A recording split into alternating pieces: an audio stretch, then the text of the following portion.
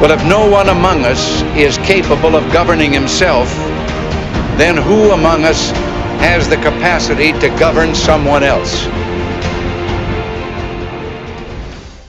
Hello, hardworking Americans. You are listening to The Shrewsbury Show. I am your host, Colleen Shrewsbury, and you are listening to 93.3 FM WTRH Ramsey. The 2020 election season is pretty much in full swing now, and the Democrat Party has worked us into a race to the bottom with talk of socialism and pushing it on the American citizenry, appealing to the outer fringe of the Democrat Party.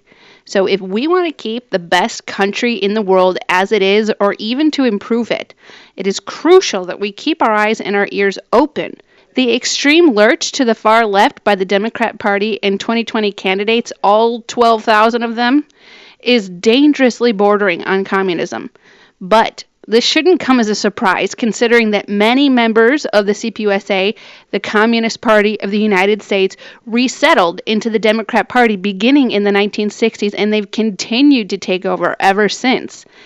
If you are a real Democrat and you're wondering what the heck happened to your party, this is exactly what happened. The party decided long ago that American values were anathema, so they left everyone behind who didn't match up to their beliefs, and they never looked back. They've made it clear that your values and your ideology are no longer welcome in the Democrat Party. The Communist Party of the United States still exists today, and much of the Democrat Party platform today mirrors the platform of CPUSA. The Democrat Party spouts moral superiority for their defense of oppressed people everywhere, including but not limited to women, Black Americans, Latinos, the gay community, workers, immigrants, legal and illegal, but mostly illegal, and especially the poor. They demonize the evils of the profit motive of capitalism. The thing is that communism operates on the economic system of socialism. There really is no difference between the two. Socialism is responsible for the deaths of over 100 million people in the 20th century alone. In the Soviet Union, the death toll of the 20th century was 20 million people. China, 65 million. Vietnam, 1 million. North Korea, 2 million dead. Cambodia, 2 million. Eastern Europe, 1 million. Latin America, 150,000 dead. Africa, 1.7 million. Afghanistan, 1.5 million. And the numbers in Venezuela are uncertain at this point, but it is likely that they are somewhere in the thousands. Now that starvation and lack of medical care have taken hold of the country, and people are reduced to eating dogs and pigeons, drinking out of the sewer, and eating out of the garbage can to survive. The more recently formed party, the Democratic Socialists of America, or DSA, has almost identical views on capitalism and the role of government as the Communist Party. What is scary is that Bernie Sanders, a Democratic Socialist, is running for president of the United States for the second time, and he has a groundswell of support. Whether he wins or not is not the issue. The point is that he has a lot of support for his socialist ideology, and people are falling for it. What's more is Alexandria Ocasio-Cortez, a Democratic Socialist and a 29-year-old kid with very little adult life experience in the real world, is driving the Democrat Party even further left. Although, with the recent squabbles between the fringe left of Congress and the leadership establishment, I don't know how much more influence she will have on them. I would argue that there are more people in the Democrat Party who are socialists, but they just choose not to say so. And in fact, most of the 2020 candidates are all trying to out-left each other and are letting AOC, the 29-year-old kid, call the shots on the Democrat platform. When I explain the party platforms of the Democrats, the Democratic Socialists of America, and the Communist Party USA, you'll see just how similar they really are. The Democrat Party platform heavily emphasizes identity politics in the form of, quote, fixing our criminal justice system to eliminate systemic racism, guaranteeing rights for minorities, people with disabilities, the LGBTQ community, and all Americans, acting to advance women's rights,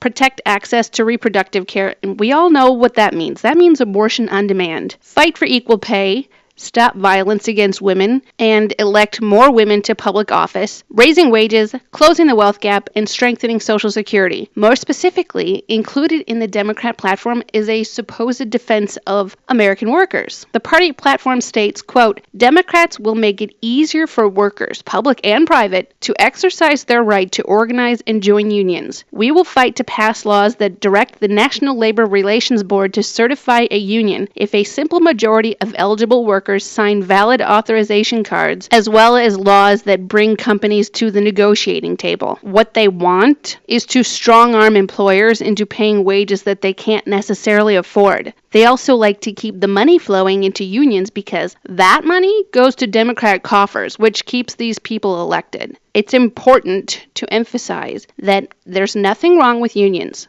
The problem is when people are forced to choose between joining a union or not getting hired. And it should also be said that these are not actual Democrats pushing these things. These are far leftists who have hijacked the party. They like to rile up their base and pretend to defend them in the same sentence with ridiculous statements like, we will fight to secure equal pay for women, which will benefit all women and their families, particularly women of color, who are disproportionately affected by discriminatory pay practices and against other factors that contribute to the wage gap, and we will combat the discrimination they face on and off the job. Democrats want companies to share profits with employees on top of increasing wages.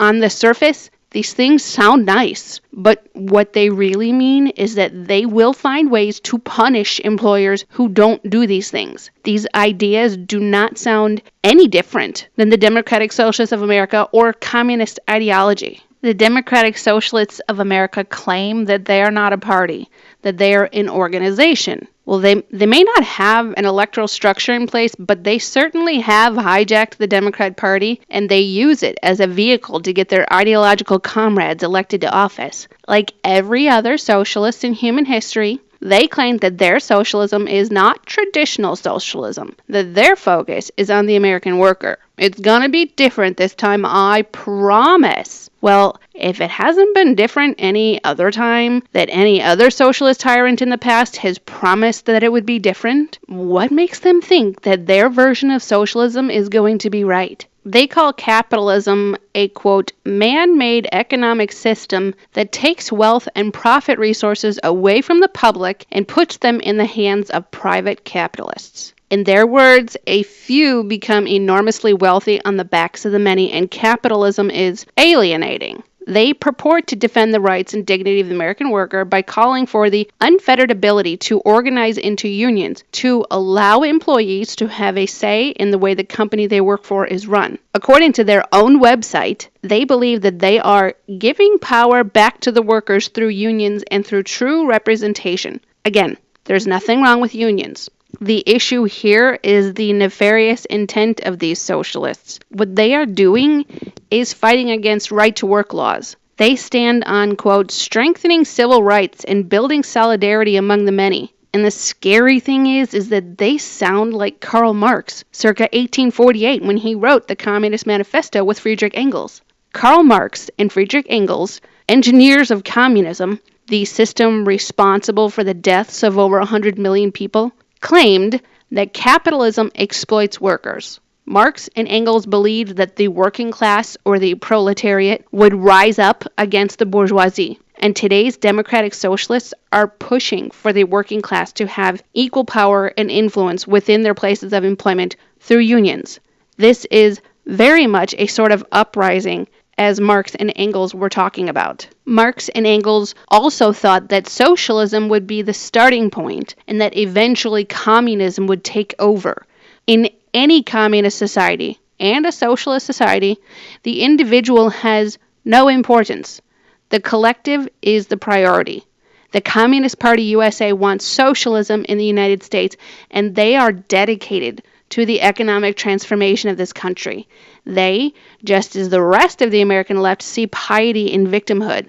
CPUSA states on their website that they seek solutions to the, quote, tremendous problems facing us today, which include exploitation, oppression, racism, sexism, a deteriorating environment and infrastructure, huge budget deficits, and a government dominated by the most vicious elements of big capital and its political operatives. To these people, capitalism is immoral, and socialism is the economic system that will rescue the dignity of the masses, or the collective, as they call it. To the American communist, the individual is not to be celebrated or defended. The collective is far more important. When Fidel Castro and Che Guevara revolutionized Cuba and toppled the Batista regime, they too promised hope and change. The Cuban economy was propped up for years by the Soviet Union, but when the Soviet Union collapsed in 1991, the Cuban economy collapsed right along with it. Under communist rule, Cuban citizens have very little individual freedom, if any. The government has spies all over looking for people who are disloyal to the government. Anyone found to be disloyal to the government can be arrested at any time. Dissidents are often brutally beaten in prison, and the concept of a fair trial is entirely foreign. The Cuban government keeps political prisoners and has often executed dissidents, mostly by firing squad. Most people live in extreme poverty and are required to obtain permission from the Cuban government if they want to leave the island for any reason.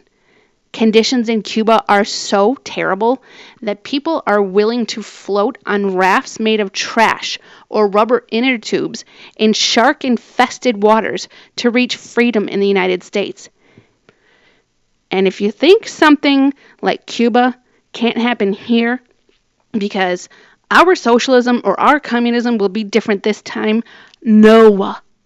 It always starts all well and fine, but it ends up in chaos, death, and despair with brutal force every single time. Mao Zedong preached Chinese nationalism and promised a better future for China. He painted a picture of hope and prosperity, just as every other socialist leader has promised as they sought power. Nearly 80 million people died during Mao Zedong's reign of terror, most of them due to famine during Mao's Great Leap Forward. These tyrants always try to dress up their horrific ideas with fancy rhetoric to make it sound appealing, like it's a good idea, but it never ends up that way. Something like the Great Leap Forward or the hope and change that Fidel Castro promised to the Cuban people sound wonderful, but they both ended in tragedy, and so has every other socialist or communist regime in human history. The Democrat Party, the Communist Party USA, and the Democratic Socialist Party are all the same thing. The only difference is the level of radical behavior that each party is willing to engage in to achieve their goals. They all share the same ideology. In fact, I would go so far as to say that the Democrat Party, as we once knew it, no longer exists. It's been taken over by socialist and communist sympathizers.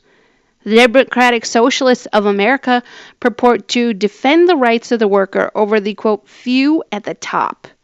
In the eyes of the Democratic Socialists, the evil capitalists make their money off the sweat of workers. To them, capitalism is cruel because it takes wealth and resources out of the public and puts it in the hands of private capitalists. First of all, the public they refer to would mean that the wealth is taken out of the hands of government. The only time something is publicly owned, which means no one really owns it or takes responsibility for it, is if it is government owned and or operated. Second, in a capitalist system, anyone can become one of those at the top, provided that he's willing to put in the necessary work. There's nothing cruel about having the freedom to choose your own path. What is cruel is when the government owns the means of production, which is what socialism is, and people are forced to work jobs that they don't want and receive little to no pay for it. There is a natural human tendency to want to keep the fruits of your labor, and capitalism allows people to do that, more specifically, the workers that the DSA claims to defend. Most of these young kids, and even adults, who pine for socialism have no idea what it actually is. To them, it's equality for all. What they don't understand is that the definition of socialism is the government ownership of the means of production, and that it requires capital confiscated from the citizenry in order to redistribute wealth. Socialism dries up the workforce, and therefore the pool of capital from which to draw the wealth to redistribute. And when the government is going to take everything you produce, there's no motivation to continue to produce anything. People quickly figure out that there is no reason to continue working, and the government then forces them to work, usually by violent means. Socialism empowers government and enslaves the people. It is capitalism, not socialism, that empowers the people. I've often asked myself, what is it that makes people think that socialism is a great idea? And my theory is this. It is quite probable that the idea of socialism appeals to so many at this point because government has confused these people by leading them to believe that the system we have in place now is capitalism.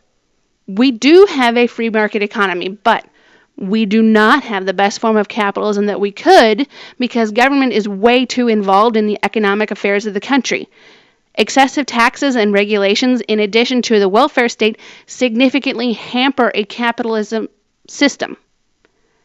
In order to be the phenomenal success that we conservatives know capitalism can be, it requires very little government intervention. During the 1920s, under President Calvin Coolidge, the U.S. economy took off like a rocket. Coolidge prioritized reducing government spending, reducing the national debt, and cutting taxes. The combination of these policies reduced the unemployment level from double digits to 1.8%. There is a reason that it was called the Roaring Twenties. There was no stopping the booming industrialization of the Coolidge years. As Milton Friedman said often, every time there has been a severe economic downturn, it can always be traced back to government. The stock market crash of '29 and the Great Depression that followed can be traced to the Smoot-Hawley Tariff Act, a failure of government. It was not because the free market capitalist system failed like the popular liberal myth would have you believe. It was because government stuck its nose where it didn't belong. The prolongation of the Depression for the next 10 years was due to the massive government spending and creation of the welfare state under Franklin Roosevelt.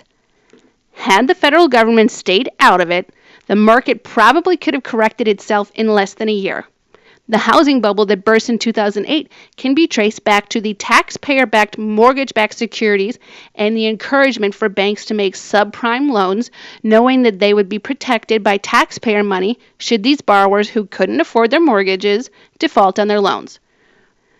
The Great Recession that followed the housing burst was no doubt a result of the excessive and punitive taxes and regulations of the Obama administration, not to mention the colossal levels of government spending. It was not because Bush was an evil Republican whose economy was such a mess, and he made such a mess that nobody could possibly clean it up, and Obama is some sort of economic genius, and this is just the way that it is from now on. This is the best that we can do. No. It was because of government. The runaway inflation and stagflation, as people called it then, of the Jimmy Carter years was dramatically reversed in the Reagan years when President Reagan cut taxes and regulations. Annual GDP growth hit 4%, 5%, 6%, and almost 7% in the years 84, 85, and 86. The average annual GDP growth is 3%. The horrendous economy of the Obama years is now but a distant memory under the Trump presidency, with the best unemployment numbers seen in 20 years. Investment and hiring are up, and regulation and taxes are down. The fantastic economy that we are experiencing now would not be happening were it not for Trump's dedication to cutting regulations and the Tax Cuts and Jobs Act of 2017. The point that I've made is that capitalism without government intervention works really well. Capitalism has done more to lift billions out of poverty than any socialist government ever has or ever could. Over the course of the majority of human history, there have been two socioeconomic statuses, rich and powerful, and the poor, very poor. Capitalism created the middle class and evened the playing field. In a truly capitalist society, there may be those who are rich and those who are poor, but the difference between capitalism and socialism is that in a capitalist system, the poor do not have to remain poor. In a socialist system, the poor always remain poor and the rich remain rich.